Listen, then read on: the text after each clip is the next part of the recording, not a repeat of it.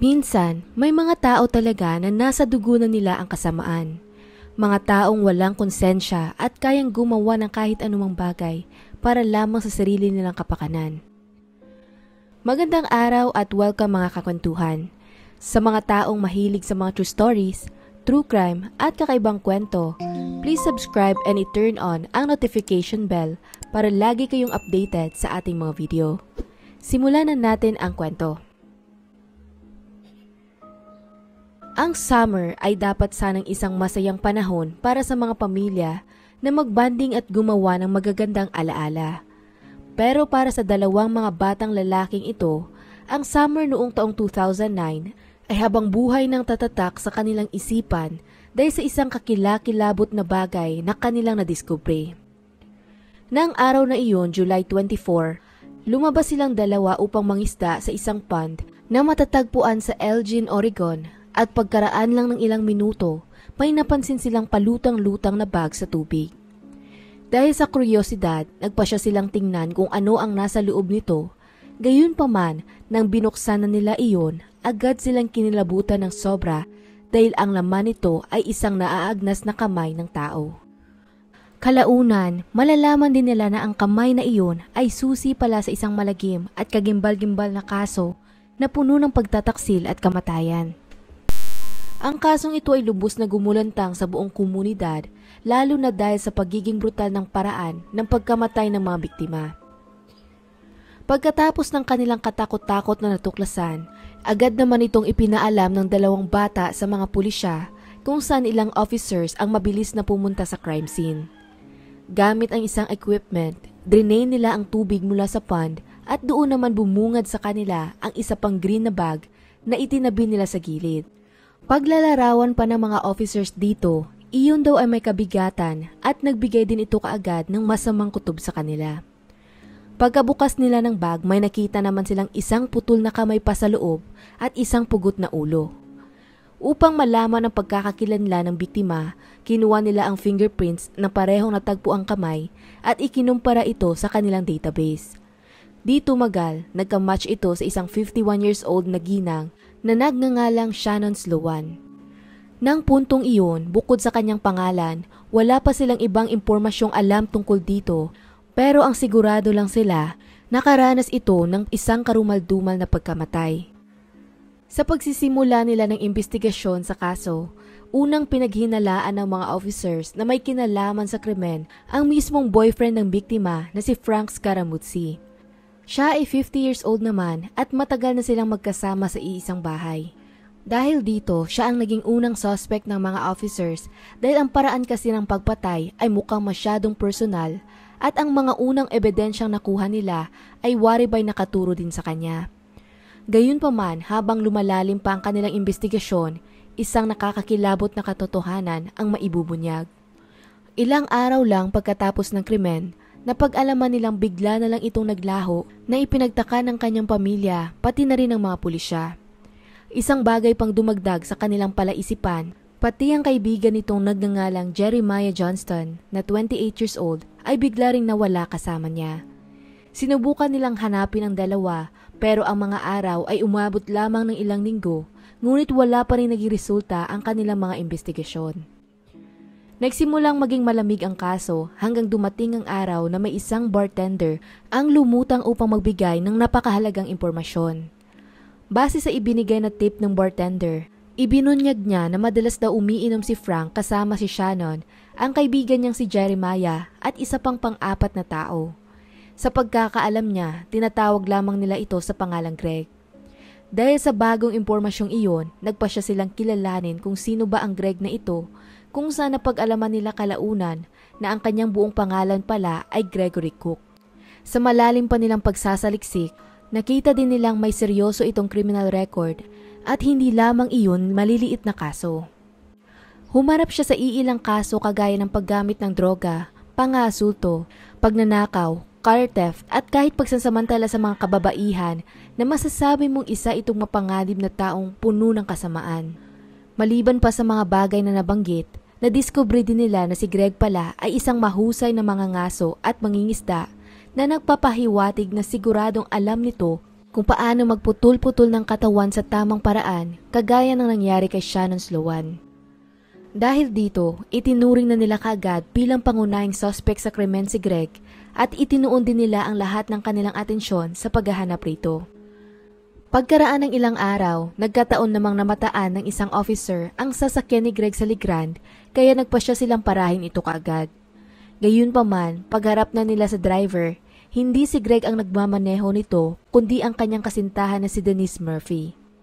Nang hindi na nagtataka kung bakit siya pinara ng mga pulisya, agad naman siyang lumabas sa sasakyan upang makipag-usap ng maayos. Habang nanginginig ang kanyang bibig, mabilis na tumulo ang luha nito at inilahad niya sa kanila ang isang kakilakilabot na katotohanan. Ayon kay Denise, inamin daw sa kanya ni Greg na siya ang pumatay kay Shannon. Dagdag pa doon, detalyado niya ring ikunento sa kanya kung paano niya ginawa ang krimen na wari ba'y natutuwa pa ito sa pagpabahagi sa nobya ang karumaldumal na pagpatay. Pagkatapos ng kanilang pag-uusap, hindi rin di umano ito tumagal sa kanyang bahay at agad na tumakas papalayo sa hindi niya nalalamang lugar. Ang tanging iniwan lamang nito sa kanya ay ang isang sulat na naglalaman ng kanyang konfesyon pati na rin ang kotse. Di tumagal, nakuha naman ng mga detectives ang 6 na page ng sulat na iyon, gayunpaman nang binasa at pinag-aralan na nila ito para bang wala naman daw itong katuturan. Ayon pa sa kanila, wari ba'y nagsusulat lamang ito ng isang tula o kung anuman pero hindi mo naman maintindihan kung ano talagang nais niyang sabihin. Sa kabila nun, totoo namang may nakalagay doon na pinatay nga niya si Shannon at dahil di umano ito sa konting halaga ng pera.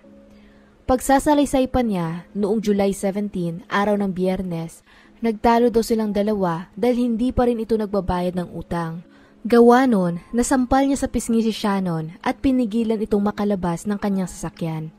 Ang mahirap lang ng puntong iyon, alam niya na kung papakawalan niya ito at pumunta ang isa sa pulis, siguradong siya ang makukulong dahil sa bayolente niyang criminal history. Gawa ng pagkadesperado na maiwasang bumalik sa kulungan, nandilim na daw ang kanyang paningin kaya tinuloy-tuloy na lamang niya ang kanyang sinimulan. Nasaktan na di umano niya ito at kinidnap na rin kaya wala nang balikan. Doon na rin siya nagdesisyon na patayin na lamang si Shannon.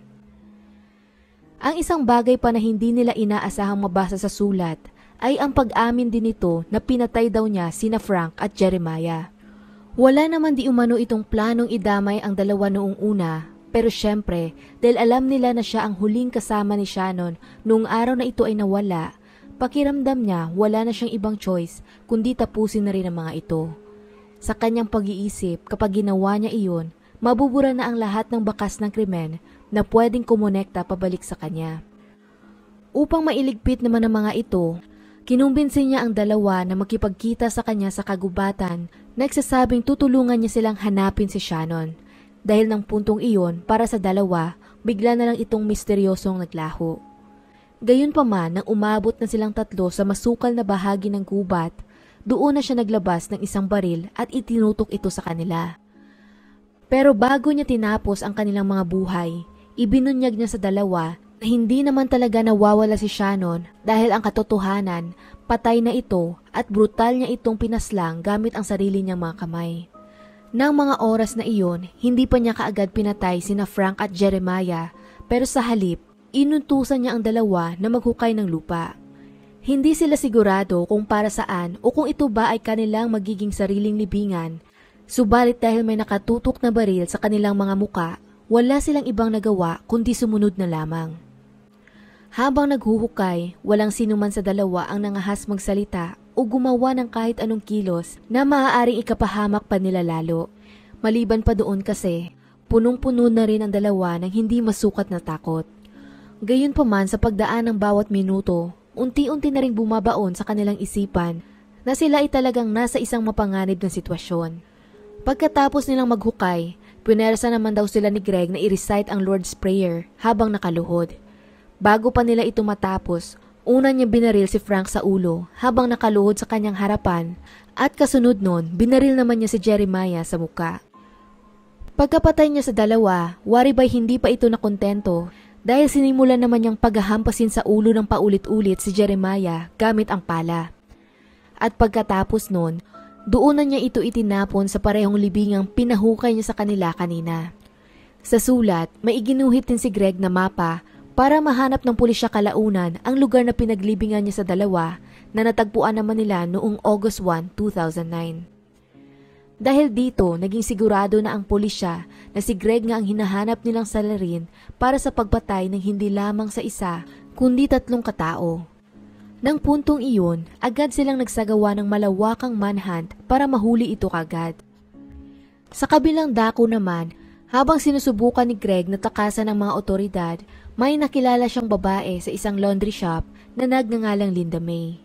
Isa itong ginang na hindi pa niya nakikilala dati pero matapang daw niya itong tinanong kung pwede ba siyang magpalipas ng gabi sa kanyang camper van. Pagkarinig ng ginang sa pakiusap ni Greg, agad naman itong nakaramdam ng pagdadalawang isip dahil kinutuban siya ng masama. Pakiramdam daw nito, may dalang panganib ang isa sa kabila ng normal at mahinahon niyang pakikitungo. Sa pagsubok na maibsan ang pagdududa ni Linda, nagpasya si Greg na tawagan ng kanyang anak na si Stephanie para ipakausap ito sa ginang. Sa tawag, nagbiro pa nga daw si Linda sa anak nito na hindi naman daw ba siya isang mamamatay tao?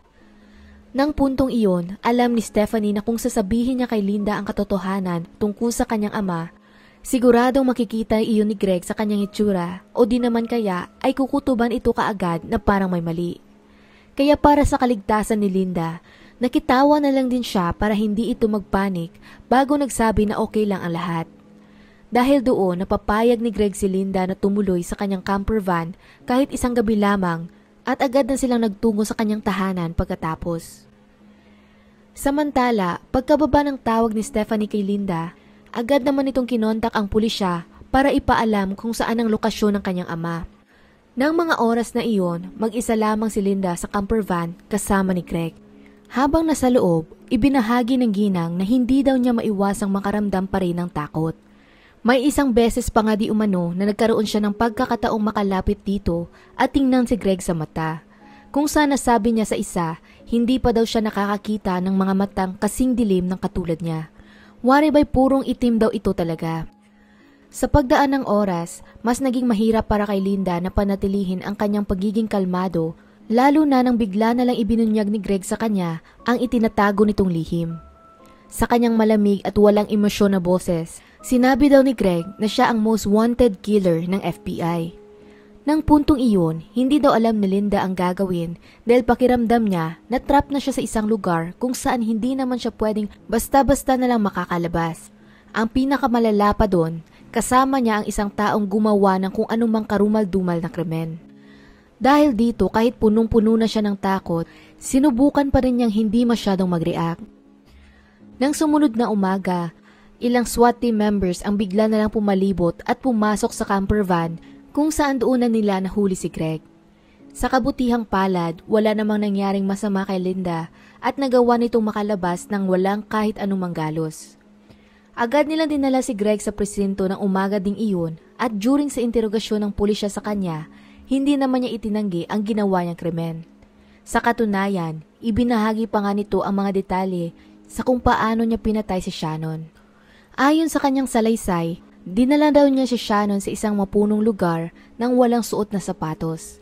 Dagdag pa niya, nang nagsimula pa nga daw sumakit ang paa ng ginang, binuhat pa niya ito sa kanyang likuran. Nang nakarating na sila sa malalim na bahagi ng gubat, doonan niya sinakal si Shannon gamit ang dala niyang tali. Pero ang katotohanan doon, mas malala pa talaga ang pinagdianan ni Shannon sa kanyang mga kamay kumpara sa kanyang ikinwento sa pulisya. Base kasi sa resulta ng otopsiya ng ginang, si Shannon daw ay nagtamo ng iilang saksak sa kanyang dibdib, leeg at sternum. Pagtatala pa ng isang pathologist na sumuri sa katawan ng biktima, isa di umano iyong napakabayolenteng pagpatay at malayong malayo sa salaysay na ibinigay ni Greg sa kanyang interogasyon. Isa pang inilahad ni Greg sa mga officers ay kung paano niya pinagputol-putol ang katawan ni Shannon. Ayon sa kanya, gustong-gusto daw niya ang maghunting. At dahil din daw sa pangangaso, alam niya kung saan mahahanap ang mga kasukasuan upang maputol ito ng malinis. Pagkatapos ng kanyang konfesyon, kinasuhan ito ng 3 kaso ng aggravated murder at dahil mabigat ang mga kasong nakasampa sa kanya, mataas sana ang tsansang makatanggap ito ng sentensyang kamatayan. Gayunpaman, dahil tumanggap siya ng isang deal kapalit ng pag-plead ng guilty sa 3 pagpatay, nagawa niyang maiwasan ang death penalty. Sa huli noong November 9, 2009, siya ay nasentensyahan ng 3 consecutive na habang buhay na pagkakakulong nang walang posibilidad na makakuha ng parol. Bukod pa doon, dinagdagan pa kalaunan ang kanyang sentensya para naman sa kasong pagputol-putol ng isang bangkay at pagkakaroon ng baril bilang isang kriminal. Sa pagtatapos ng paglilitis, inutusan din ito ng korte na magbayad ng hindi isiniwalat na halaga para sa pamilya ng kanyang mga biktima. Hanggang sa araw na ito, pinagbabayaran pa rin ni Greg ang kanyang mga krimen sa loob ng bilangguan at kailanman hindi na ito magkakaroon ng pagkakataon na muli pang makalaya. Pero para naman sa pamilya ng kanyang mga biktima, sa kabila ng pagkakakulong nito, habang buhay ding mananatili sa kanilang puso't isipan ang sakit na dinulot ng ginawa nito sa kanilang mga mahal sa buhay. Sa kasong ito, masasabi kong may mga tao talaga na parang bahagi na ng pagkatao nila ang kasamaan. Dahil pagbabahagi pa nga ng isang gwardyang nakakakilala kay Greg sa bilangguan, nang tinanong daw niya ito kung papatay pa rin ba siya ng tao kung sakaling bibigyan siya ng pagkakataong makalaya kahit isang araw lang, walang pag-aalinlangan di umano itong sumagot na siguro. Kasi nai-enjoy lang daw talaga niya ang pumatay. Si Shannon Marislowan ay isang ina at lola na may simple at masaya namang buhay. Ang pagkakamali lang siguro niya ay nagkaroon siya ng utang sa isang demonyo. Samantalang sina Frank at Jeremiah naman ay nagkataon lang din na nagtiwala sa maling tao at dahil dito, silang 3 ay pare-parehong nahulog sa bitag ng isang lalaking sukdulan ang kasamaan. At hanggang dito na lang ang kwento natin para sa araw na to. Anong masasabi ninyo sa kaso? Kung nagustuhan nyo ang video na ito, maaari mong i-check ang ating channel para sa iba pang mga kwento. Muli, salamat sa inyong pakikinig at hanggang sa susunod, mga kakwentuhan.